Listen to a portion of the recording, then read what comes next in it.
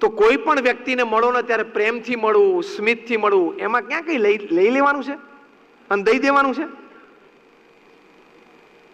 એમાં કઈ દઈ દેવાનું તો છે જ નહીં. પણ આખી જિંદગી આપણે વિચારશું સવારથી ઉઠીને લઉં, લઈ લઉં, લઉં, લઈ લઉં. એકવાર ચોમાસામાં એક કાકા લપસી ગયા અને કાદવમાં પડ્યા, લાકડી પડી ગઈ બાજુમાં, મોટી ઉંમરના હતા, તે બિચારાથી બેઠા ના થવાય. તે બાજુમાંથી એક યુવાન પસાર થયો. એટલે યુવાને કીધું, કાકા હાથ આપો. કાકા હાથ જ ના આપે. થોડી વાર રહીને પછી થિંક ડિફરન્ટ, એને જુદો વિચાર આવ્યો કે કાકા લો મારો હાથ, તો તરત પકડી લીધો. ટેવ પડી ગઈ હતી ને સવારથી, લઉં લઉં લઈ લઉં. કાકા લો મારો હાથ. કાકા તરત, અલ્યા તું પડેલો છું, કાદવમાં છું, ઊભો કરવા માટે તારી સાથે હાથ લંબાવે છે, પણ પાછો ભાષામાં પેલું વાપરેલું કે લાવો તમારો હાથ. આપું તો કાંઈ જ નહીં, મારો હાથ ના આપું તને, અત્યારે ના આપું.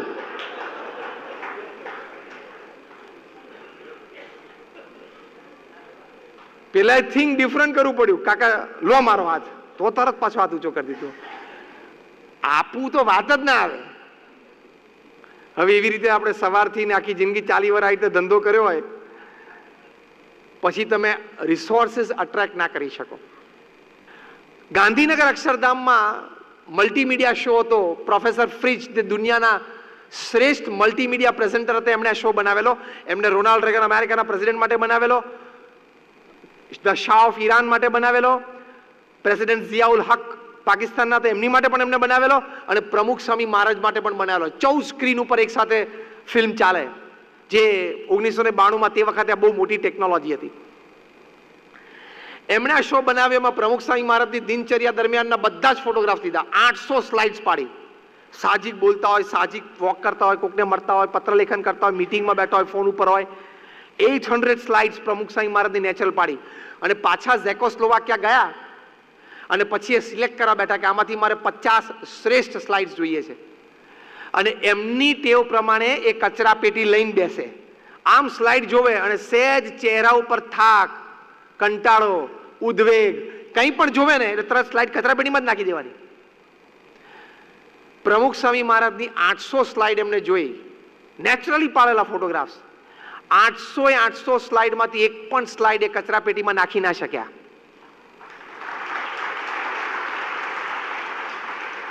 The smile on the face,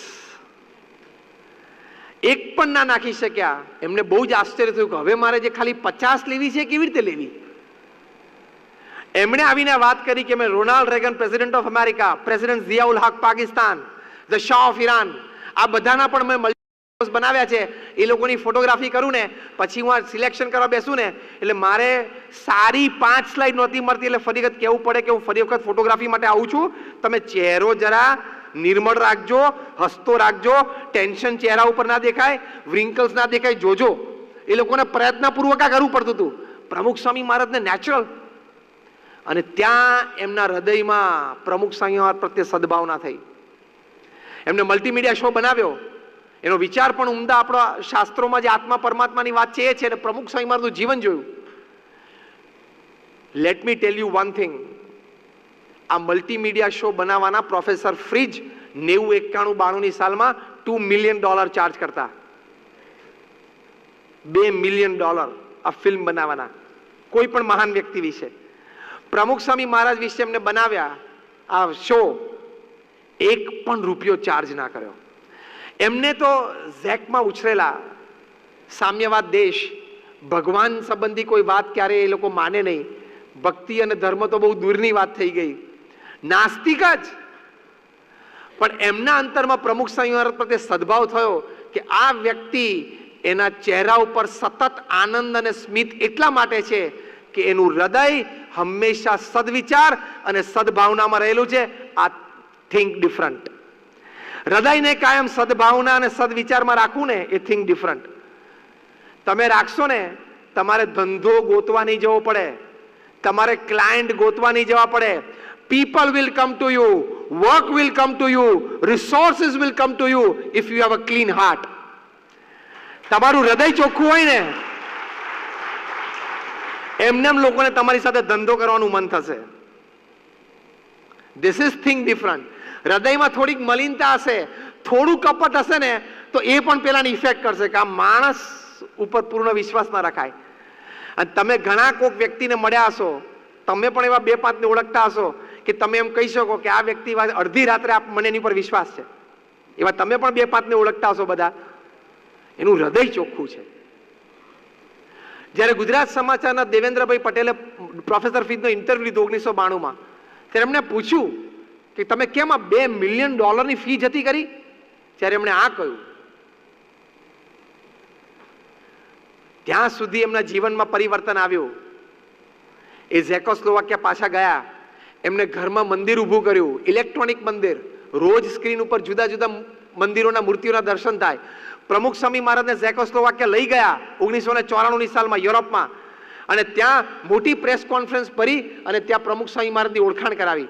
અને પ્રમુખ સ્વામી મહારાજે કહ્યું કે મારા દેશમાં બધા નાસ્તિક જ છે, કારણ કે અમારે સામ્યવાદના સંસ્કાર છે. ભગવાન અને દેવાલય હોય નહીં, પણ મારી ઈચ્છા છે કે તમે એક BAPS નું મંદિર અહીંયા ઝેકમાં પણ કરો, એટલે કે ઝેકોસ્લોવાકિયામાં કરો, અને તમારા 2 પાદરીઓને અહીંયા રાખો, જેથી શુદ્ધ વિચાર, શુદ્ધ ભાવનાઓ અને એવા હૃદય સાથે મારા લોકો પણ હંમેશા ચહેરા ઉપર સ્મિત સાથે રહે ને, એ મારા દેશના નાગરિકોને જોવા છે. જો પ્રમુખ સ્વામી થિંક ડિફરન્ટ, તો he became different and he made a difference.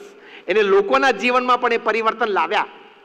આટલા નાસ્તિક, આવા મોટા વૈજ્ઞાનિક, આવા એક વિશ્વ પ્રસિદ્ધ વ્યક્તિ એ પ્રમુખ સ્વામી મહારાજના એક સંપર્કમાં આસ્તિક થઈ ગયા, શ્રદ્ધાળુ થઈ ગયા. કેમ? થિંક ડિફરન્ટ, બી ડિફરન્ટ. તમે ખાલી પોતે જુદા ના થાઓ, તમે પરિસ્થિતિ પણ જુદી નિર્માણ કરી શકો. ખાલી પરિસ્થિતિ નહીં, સામેવાળી વ્યક્તિનું પણ આખું કલેવર જુદું બનાવી શકો. એટલી તાકાત એમાં રહેલી છે. It becomes a big difference. જે વ્યક્તિઓ પ્રમુખ સ્વામી મહારાજને મળ્યા ને, એને પ્રમુખ સ્વામી મહારાજ માટે નિસ્વાર્થ ભાવનાથી સેવા કરી. ગાંધીનગરમાં અત્યારે લાઇટ એન્ડ સાઉન્ડ શો છે, તમે જોયો હશે. દિલ્હીમાં light, sound, water, laser, fire show છે, એ તમે જોયો હશે. દુનિયાની સૌથી મોટી સ્ટેપ વેલ અમે ક્રિએટ કરી. 5000 લોકો એક સાથે બેસીને શો જોઈ શકે સ્ટેપ વેલ્સ ઉપર. એ આખો જે શો ઊભો કર્યો, એ ફ્રેન્ચમેન, એ પ્રમુખ સ્વામી મહારાજને પહેલી વખત મળ્યા. એ વ્યક્તિ એવી છે કે જ્યાં 1000થી કે 2000થી વધારે પાર્ટિસિપન્ટ્સ હોય ને એવા જ પ્રોગ્રામ હાથમાં લે. એ વ્યક્તિ એવી છે કે ફંક્શનના 1 મહિના પહેલા એનું ફાઇનલ માસ્ટર ગ્રેન્ડ રિહર્સલ પૂરું કરી નાખે. બેઇજિંગ ઓલિમ્પિક્સ 2008માંથી એની ઓપનિંગ અને ક્લોઝિંગ સેરેમની એને ડિઝાઇન કરેલી. 2000ની સાલમાં ટર્ન ઓફ ધ મિલેનિયમમાં બ્રિટિશ ગવર્મેન્ટને કંઈક વિશેષ કરવું હતું, તો જે લંડન આઈ છે એ એમણે ડિઝાઇન કરેલી. તમે લંડન જાઓ તો લંડન આઈમાં બેસો ને, તે ઉપર જાઓ એટલે આખું લંડન તમને શહેર દેખાય. એ એમણે ડિઝાઇન કરેલું. આવી મોટી વ્યક્તિ, અને એમણે આ પ્રોજેક્ટર બનાવેલું કે ઉછળતું પાણી અને પડતા પાણીને પડદા તરીકે વાપરીને એની ઉપર ફિલ્મ પ્રોજેક્ટ કરવી. અને એ રીતે ગાંધીનગર અને દિલ્હીમાં એ છે, પડતા પાણી ઉપર ફિલ્મ પ્રોજેક્ટ થાય છે. Falling, moving water is the screen. આ કેવો મોટો વિચાર કહેવાય, મોટું થિંક ડિફરન્ટ કહેવાય ને. એ પ્રમુખ સ્વામી મહારાજને સારંગપુર મળવા માટે આવ્યા. પ્રમુખ સ્વામી મહારાજ સાથે 22-25 મિનિટ વાર્તાલાપ થયો. પ્રમુખ સ્વામી ગુજરાતી બોલે, પેલા ના સમજે, પેલા ફ્રેન્ચ અને ઇંગ્લિશ બોલે. પ્રમુખ સ્વામીને વચ્ચે ઊભા છે એક સંત, થોડું સમજાવે. ઊભા થતા થતા એમણે પ્રમુખ સ્વામી મહારાજનો હાથ પકડ્યો. એમણે કહ્યું કે સ્વામીજી, મારો ચાર્જ તો બહુ જ મોટો છે, પણ તમારી આંખોમાં જે પવિત્રતા છે, તમારા હૃદયમાં જે શુદ્ધ ભાવના તમારી આંખોમાં છલકાય છે કે આ કાર્ય દ્વારા તમારે લોકોને એક સારી વાત આપી છે, નિસ્વાર્થ ભાવે તમારે આપી છે, એ તમારા હૃદયમાં દેખાય છે. એટલે તમે મને પણ તમારો એક સ્વયંસેવક ગણી લેજો, મારે એક પણ રૂપિયો ચાર્જ નથી કરો.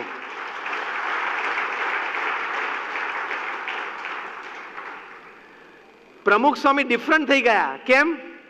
એમના વિચારો આવા હતા. એટલે કરોડો નહીં, અબજો રૂપિયાની ફી એમણે જતી કરી દીધી. પ્રમુખ સ્વામી મહારાજને ખાલી એકવાર મળીને આવા તો સેંકડો અનુભવો અમને થયા છે.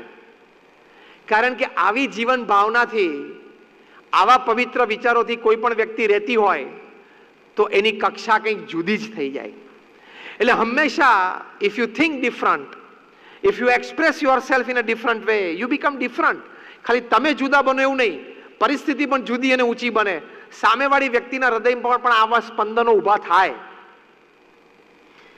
એટલે હંમેશા આવા વિચારોથી, આવી ભાવનાઓથી આપણે રહેવું, તો એનાથી આપણને આનંદ, આપણી પ્રગતિ, અન્યને પણ આનંદ અને અન્યની પણ પ્રગતિ.